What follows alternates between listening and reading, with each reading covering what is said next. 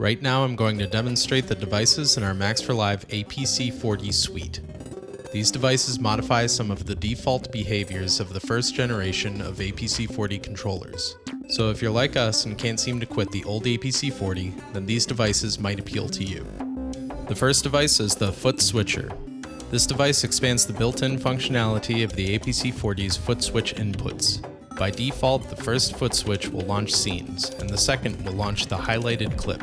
But with this device, you can smart map the foot switches to any device parameter, determine the values by which you want to modulate this parameter, and configure whether your foot switches send out push-on, push-off toggle control messages, or push-on, release-off momentary control messages.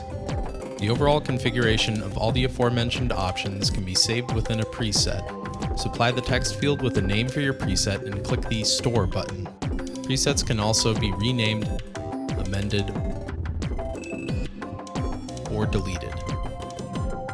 To clear the entire preset bank, press the Clear All button. Next is the Momentary Solo Buttons device, which modifies the APC40's solo buttons to behave as momentary switches with reversed LED feedback. So a track is only soloed when its respective button is being depressed. You can elect to modify all the APC40's solo buttons to behave in this way, or a configuration of your choosing. This device follows the selection of tracks that are being controlled by the APC40, which is indicated by the red box in the session view, outlining its designated area of the clip slot grid. The last device is our Button Matrix Sends device. This device allows you to use the APC40's button matrix to control your session's send dials.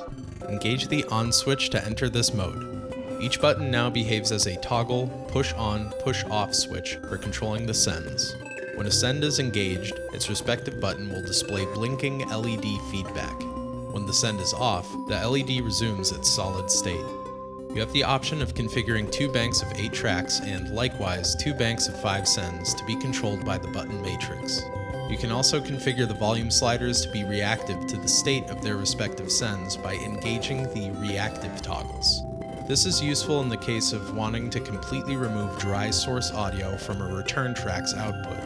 Note that in order to achieve this, you will need to have the sends pre-post toggle set to pre so that you're tapping the pre-fader signal. Normal clip launching behavior resumes once the device's on switch is disengaged.